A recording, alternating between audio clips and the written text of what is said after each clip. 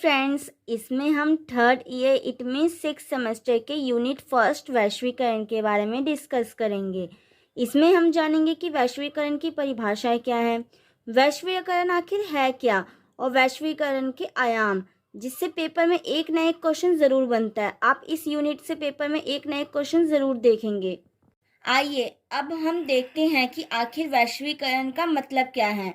वैश्वीकरण से अभिप्राय एक देश की अर्थव्यवस्था को दूसरे देश की अर्थव्यवस्था के साथ जोड़ना ही वैश्वीकरण कहलाता है। अब एक देश की अर्थव्यवस्था को दूसरे देश की अर्थव्यवस्था जोड़ने का मतलब क्या है? इसका मतलब यह है कि जब हम एक देश का वस्तुओं, सेवाओं और पूंजी का एक देश से दूसरे देश में बिना रोक के आदान प्रदान करें, वह वैश्वीकरण कहलाता है।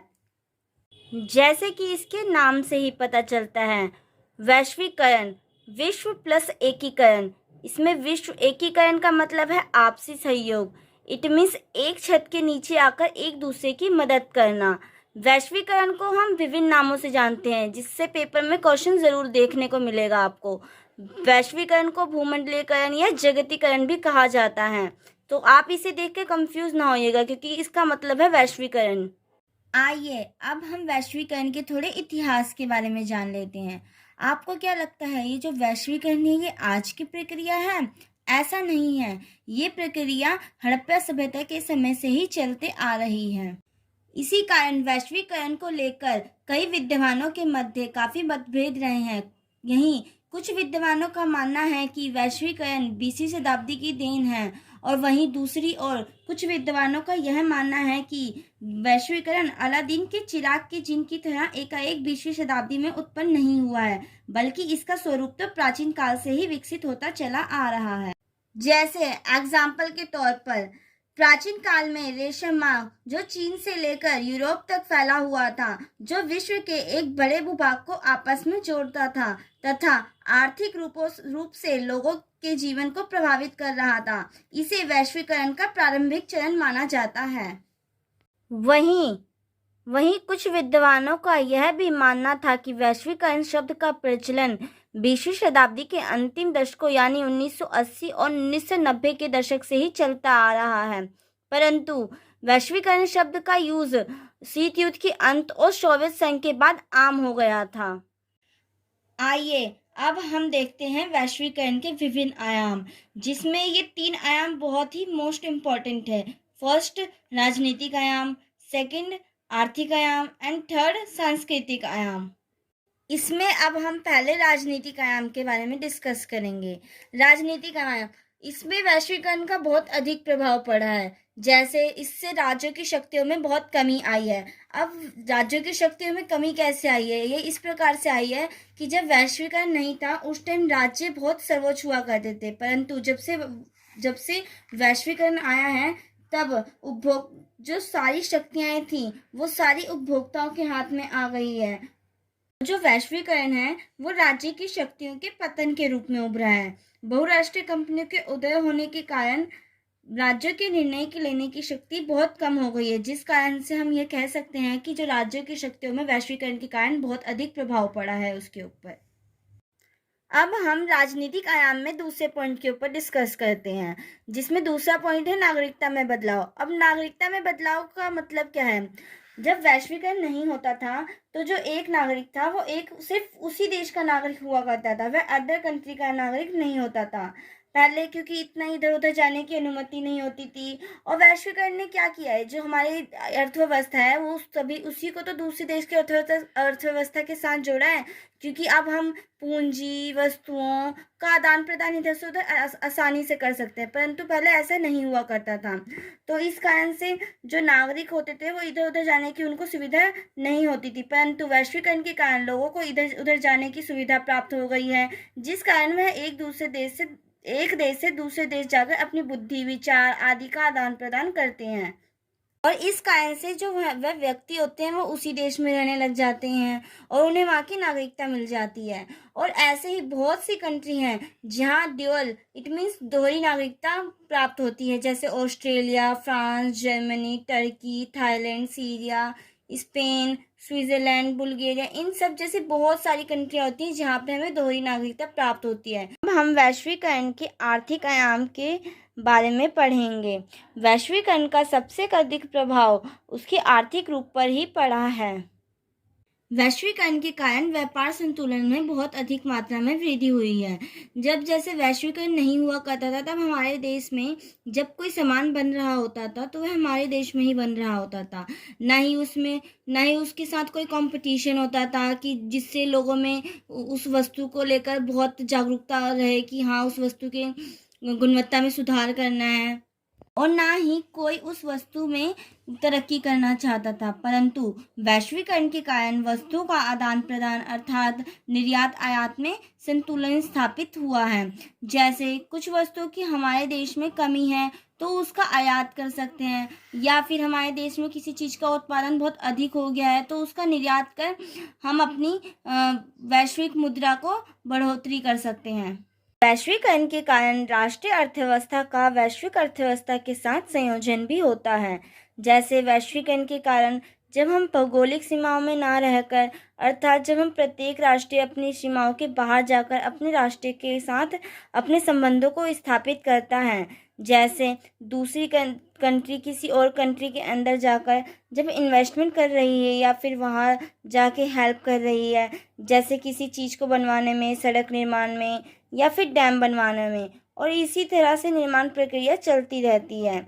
इसी तरह हम एक दूसरे का सहयोग करते रहते हैं और इससे उनकी अर्थव्यवस्था को भी फ़ायदा होता है और हमारी अर्थव्यवस्था को भी फ़ायदा हो रहा होता है, जिसके कारण राष्ट्रीय अर्थव्यवस्था एक वैश्विक अर्थव्यवस्था के साथ संयोजन करने लगती है। वैश्वीकरण के कारण वस्तुओं की विभिन्नताएं एवं कीमतों में भी कमी आई है, क्योंकि जब वैश्वीकरण नहीं होता था तो जो भी उत्पाद बनता था वो अपने देश के अंदर ही बनता था, परंतु जब से वैश्वीकरण आया तो बहुत सारी बहुराष्ट्रीय कंपनियां अपने देश के अंदर आकर निवेश करने लग गईं और उत्पादों को बनाने लग गईं, जिस कारण हमें वस्तुओं में बहुत सारी विभिन्नताएं नजर आने लग गई।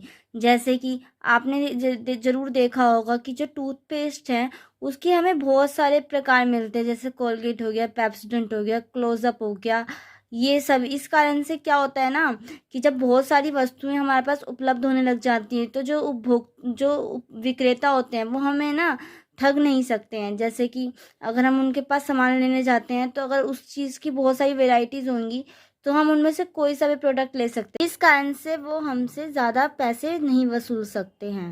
पॉइंट, वैश्वीकरण के कारण अंतर्राष्ट्रीय स्तर पर बाजार का निर्माण हो रहा है। जैसे अमेज़न, फ्लिपकार्ट, ये कंपनियां बाहर की हैं, परंतु हमें फिर भी जो बाहर की वस्तुएं हैं वो आसानी से भारत में हम यूज़ कर पाते हैं। वो किस वजह से? क्योंकि ये जो कंपनियां होती हैं वो हमें आसानी से बाहर की वस्तुओं को उपलब्ध कराने में हेल्प करती हैं। फिफ्थ पॉइंट, स्वतंत्र आदान प्रदान।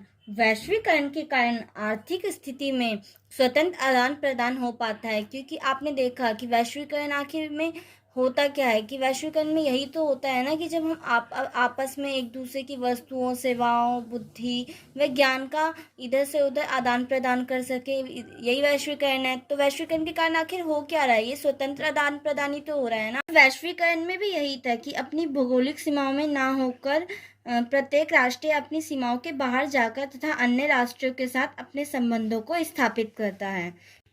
सिक्स्थ पॉइंट, वैश्वीकरण के कारण विदेशी निवेश में भी वृद्धि होती है। वो कैसे? ऑफ कोर्स, जब वैश्वीकरण के कारण एक देश की अर्थव्यवस्था दूसरे देश की अर्थव्यवस्था के साथ जुड़ती है तो विदेशी कंपनियां हमारे देश में इन्वेस्ट करती है, ज़्यादा से ज़्यादा व्यापार स्थापित करती है। उस वजह से हमारे देश में विदेशी निवेश में वृद्धि होती है और इससे हमारे देश में समृद्धि आती है। आइए अब हम वैश्वीकरण के सांस्कृतिक आयाम के बारे में देखते हैं। वैश्वीकरण का सांस्कृतिक पर भी बहुत असर पड़ा है। वैश्वीकरण के कारण संस्कृति पर इसका बहुत अधिक प्रभाव पड़ा है। इससे रहन सहन व खान पान, इन सब पर अंतर्राष्ट्रीय देशों का बहुत अधिक प्रभाव पड़ा है। जैसे पहले जब वैश्वीकरण नहीं था तो हमारे देश में, भारत में साड़ी, सूट, कुर्ता, पजामा आदि पहनने का प्रचलन था, परंतु जब से वैश्वीकरण आया तो हमने जब दूसरे देशों के साथ हमारा व्यापार होने लगा तो उसके कारण हमारी संस्कृति पर उनका का प्रभाव पड़ने लग गया। जैसे कि अब हम देखते हैं कि जो लड़कियां हैं वो आजकल जीन्स टॉप ये सब पहनती हैं, और लड़कों में भी पहले लड़के धोती कुर्ता पहनते थे, बट परंतु अभी देखेंगे तो जो जीन्स शर्ट और भी बहुत टाइप से स्टाइल अपनाते हैं।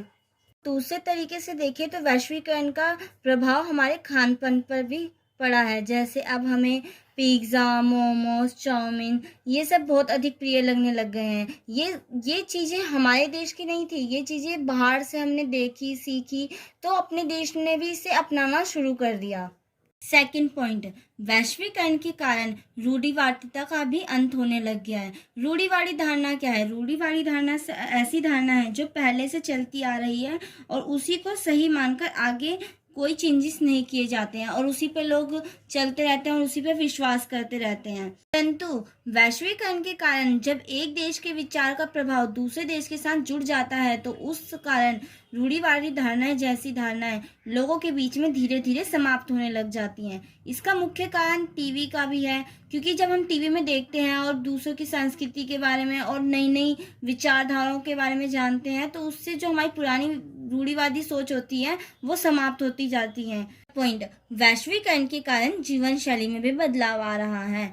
वैश्वीकरण के कारण लोगों की सोच समझदारी में वृद्धि होती है, जिस कारण हमें दूसरे देशों के रहन सहन व उनकी जीवन शैली के बारे में पता चलता है। जैसे घरों में त्योहारों आदि चीज़ों का, जैसे अभी अगर हमें घर बनाना है तो हमें अगर बाहर के देशों की नॉलेज रहती है तो हम बाहर के देशों के घरों को देखकर हम अपने भारत में भी वैसे ही हम अपना घर बना पाते हैं। जिससे क्या होता है कि हमारी जो जीवन शैली रहने का तरीका होता है वो यहाँ के लोगों के कंपैरिजन में थोड़ा अलग हो जाता है। दोस्तों, अभी ये वीडियो होती है कंप्लीट। अगर आपको इससे रिलेटेड कोई भी प्रॉब्लम या कोई भी क्वायरीज हो तो प्लीज़ कमेंट सेक्शन में कमेंट ज़रूर करना, और अगर आपको ये वीडियो पसंद आई हो तो प्लीज़ इसे एक लाइक शेयर एंड सब्सक्राइब इस चैनल को ज़रूर करना। मैं आगे भी बीए प्रोग्राम से रिलेटेड और भी सब्जेक्ट के ऊपर टॉपिक लाते रहूँगी और इसके नोट्स आपको प्रोवाइड होते रहेंगे। Thank you so much.